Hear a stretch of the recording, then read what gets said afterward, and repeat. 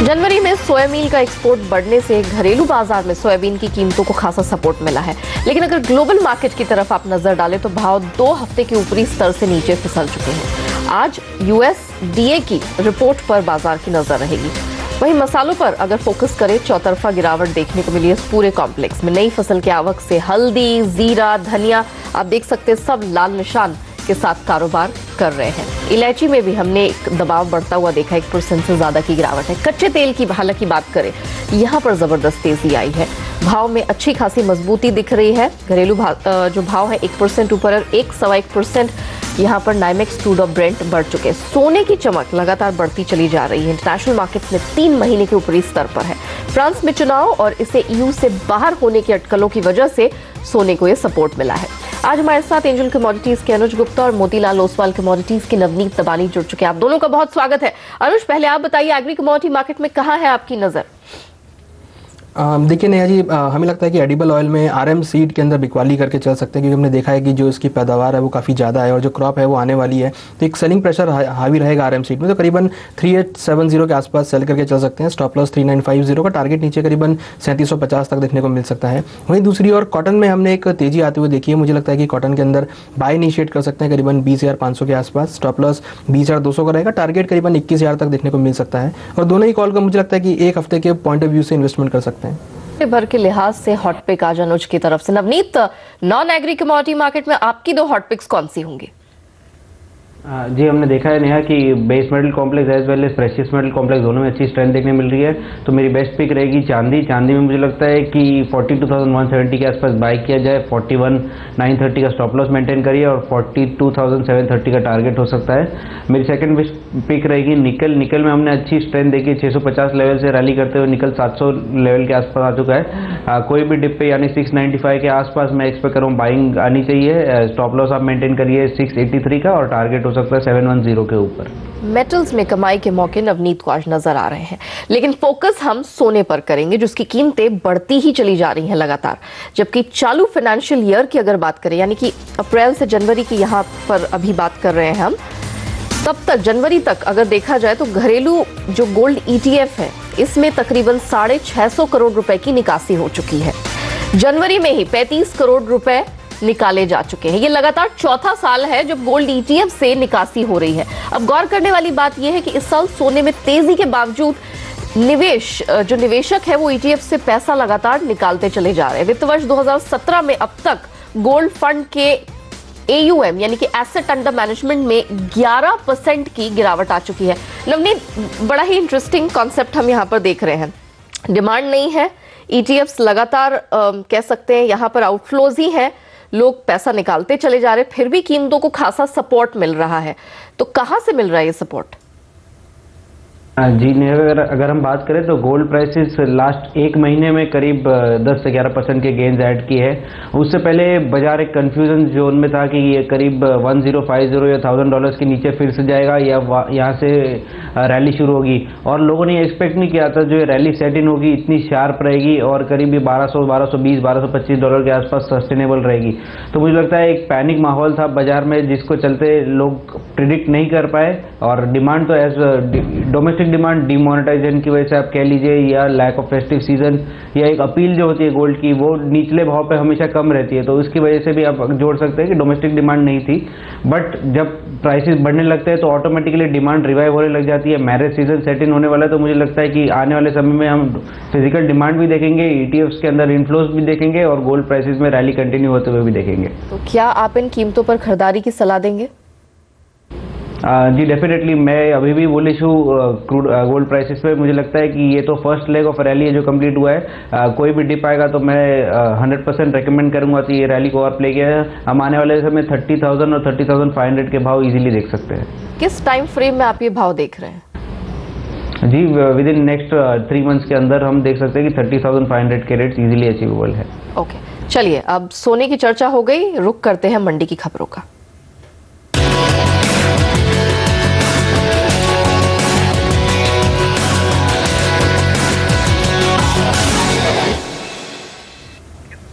अप्रैल से जनवरी तक ऑयल मील का एक्सपोर्ट बढ़कर दुगना हो चला है और इस बीच जनवरी में सोया मील का एक्सपोर्ट तकरीबन 5 गुने की बढ़त दर्ज कर चुका है। ऐसे में घरेलू बाजार में सोयाबीन में मजबूती है, लेकिन इसके ठीक विपरीत जब हम ग्लोबल मार्केट पर नजर डालते हैं तो यहां पर दबाव दिख रहा है।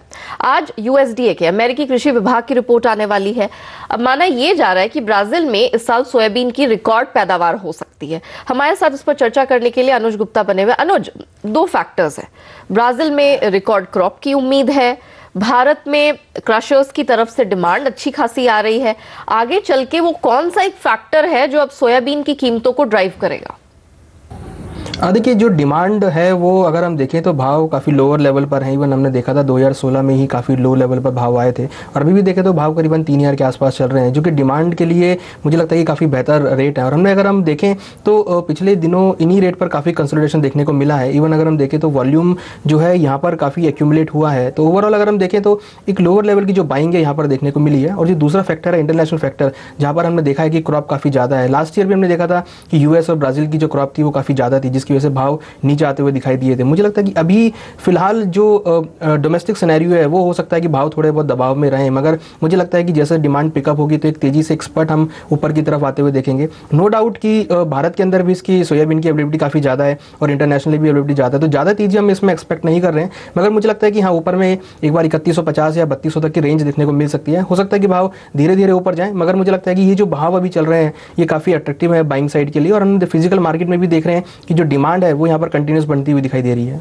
तो आप खरीदारी की रिकमेंडेशन देंगे? इफ यस, किस प्रकार के कारोबारियों के लिए होगा ये सजेशन? देखिए, मुझे लगता है कि जो इसका फरवरी कॉन्ट्रैक्ट है वो तो एक्सपायर होने वाला है, बट जो उसका नेक्स्ट कॉन्ट्रैक्ट है मार्च अप्रैल का कॉन्ट्रैक्ट, उसमें इनिशिएट ले सकते हैं। मुझे लगता है कि व्यू करीबन 15 से 20 दिन का बनाना पड़ेगा, क्योंकि इंटरनेशनल जो फैक्टर हैं वो दबाव में रहेंगे, मगर डोमेस्टिक कारण से हो सकता है कि इंट्राडे में इनको तेजी का मौका देखने को मिले। तो हो सकता है कि 15 से 20 दिन की पोजीशन यहाँ पे क्रिएट की जा सकती है। टारगेट ऊपर करीबन 3150 से लेकर 3200 का लगा सकते हैं।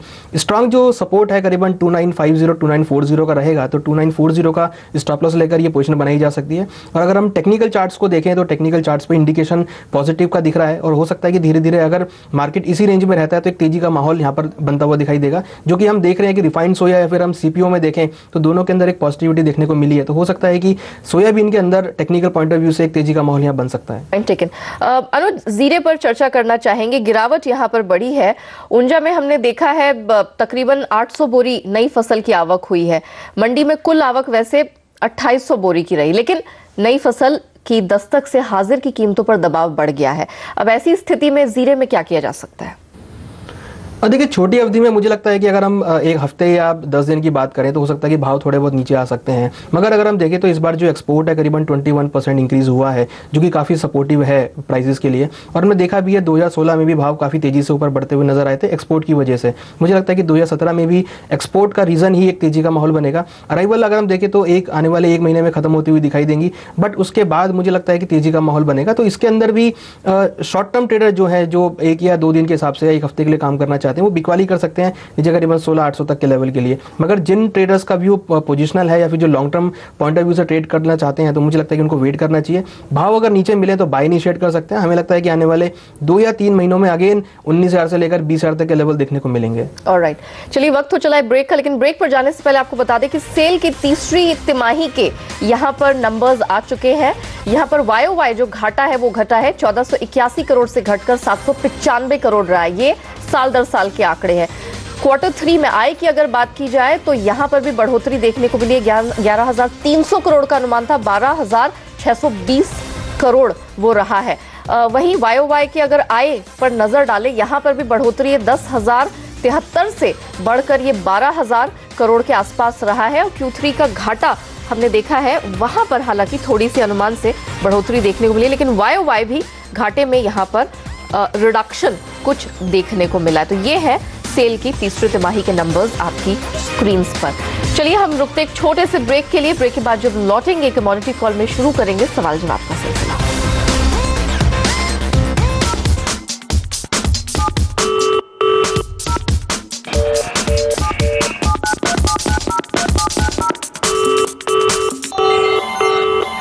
वेलकम बैक, आप देख रहे हैं कमोडिटी कॉल, सवाल जवाब का सिलसिला आप शुरू करते हैं। नागपुर सबसे पहले चलते हैं। हरीश हमारे साथ फोन लाइन पर जुड़ चुके हैं। हरीश जी नमस्कार, किस कमोडिटी में जानकारी चाहते हैं आप सर? नमस्कार जी मैडम, सोया ऑयल का फ्यूचर कैसा रहेगा मैडम? क्या आपने कोई पोजीशन उठा रखी है या लेना चाहते हैं? मार्च महीने की लेके रखी है मैडम, किस भाव से? 710 में। 710 पे लिया है। अनुज, सोया तेल 710 पर इनकी पोजीशन कैसी दिख रही है आपको? देखिए, अगर हम देखें तो जो मार्च वाला कॉन्ट्रैक्ट है करीबन 695 के अराउंड चल रहा है। मुझे लगता है कि अगर ये भाव एक बार 90 के आसपास मिलते हैं दोबारा से, तो एवरेज के लिए बाय कर सकते हैं। हमें लगता है कि इसमें तेजी का माहौल रहेगा और हमने इसमें लोअर लेवल से बाइंग आते हुए देखी है, तो ऊपर एक बार मुझे लगता है कि 715 720 तक की रेंज मिल सकती है, तो वहाँ पर वो एग्जिट हो सकते हैं। ऑलराइट, हमारे अगले दर्शक फोन लाइन पर जामनगर से जुड़ चुके हैं। सुबोध इनका नाम है। सुबोध, हाय, क्या सवाल है आपका? मैडम, मेरा सवाल ये है कि मैं क्रूड का 3 लॉट का एवरेज है मेरा 3575 का। 3575, ओके। हाँ जी, अभी 2 दिन पहले मैं 3575 पे एवरेजिंग करके रखा है, 3575 का बाय किया हुआ है। ओके, तो उसको मुझे मैं होल्ड कर सकता हूँ 1 वीक तक, तो मैं होल्ड कर सकता हूँ, तो मैं होल्ड कर लूँ या एग्जिट हो जाऊँ? ओके। नवनीत, क्या सलाह देंगे आप सुबोध जी को? जी, मुझे लगता है कि क्रूड में एक अच्छा करेक्शन लास्ट 2 दिन में देखने मिला है और यहाँ पे प्राइसेस एक बॉटम या बेस फॉर्म करने चाहिए वेरी शॉर्ट टर्म के लिए।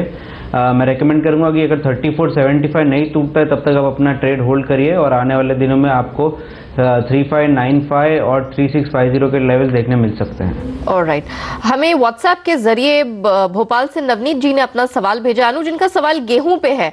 2000 के भाव से इन्होंने गेहूं उठा रखा है, अब जानना चाह रहे थे कि क्या करें।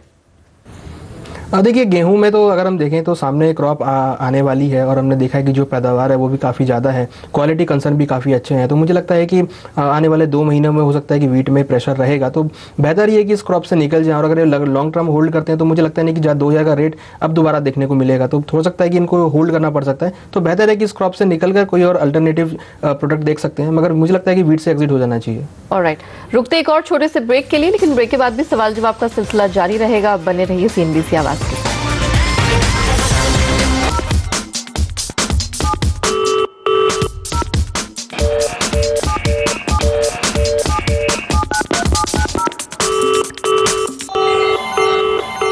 हरियाणा से अमित हमारे साथ फोन लाइन पर जुड़ चुके हैं। अमित जी, नमस्कार, पूछिए अपना सवाल। हाँ जी, मेरे पास सूट है 3610 पर, ठीक है। अमित, आपकी आवाज क्लियरली नहीं आ रही, एक बार फिर से बताइए कौन से लेवल से लिया है क्रूड? 3610 से लिया है, ओके। नवनीत, क्विकली, कच्चे तेल में ये क्या करे? 3610 के भाव है। जी, मैं रेकमेंड करूंगा 3475 का स्टॉप लॉस मेंटेन करिए। आने वाले दिनों में 3600 3650 देखने मिल सकता है फिर से। ऑलराइट, तो प्रॉफिट मिलेगा, लेकिन स्टॉप लॉस जो रेकमेंड करे नवनीत वो जरूर यहाँ पर लगा ले। व्हाट्सएप के जरिए शाहदेव जी ने अपना सवाल हमें हरियाणा से भेजा है। इनका सवाल कपास में है। अनुज, 40 क्विंटल इनके पास है, ये किसान है।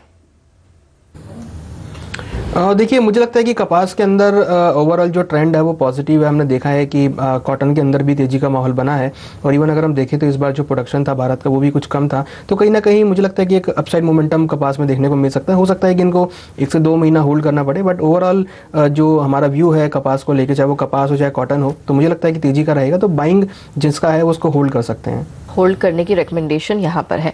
SMS के जरिए, व्हाट्सएप के जरिए इनफैक्ट यहाँ पर सूरत से गौतम जी ने अपना सवाल हमें भेजा है। कॉपर है इनके पास नवनीत 400 के भाव से, क्या किया जाए?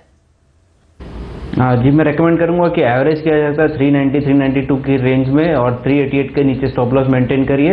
एक मेजर माइन में स्ट्राइक चल रही है और दूसरी कुछ माइन फॉलो कर सकती है, तो उसके चलते कॉपर में तेजी आ सकती है, तो इनको एग्जिट मिल जाना चाहिए। Alright, great. चलिए, इसी के साथ कमोडिटी कॉल में वक्त यही समाप्त होता है। जाने से पहले अनुज, आपके डिस्क्लोजर। देखिए, हमने यहाँ भी जो भी डिस्कशन किया है उसमें मेरी पर्सनल पोजीशन नहीं है, क्लाइंट्स को बताई गई है, उनकी पोजीशन हो सकती है। ओके, नवनीत, आपका डिस्क्लोजर।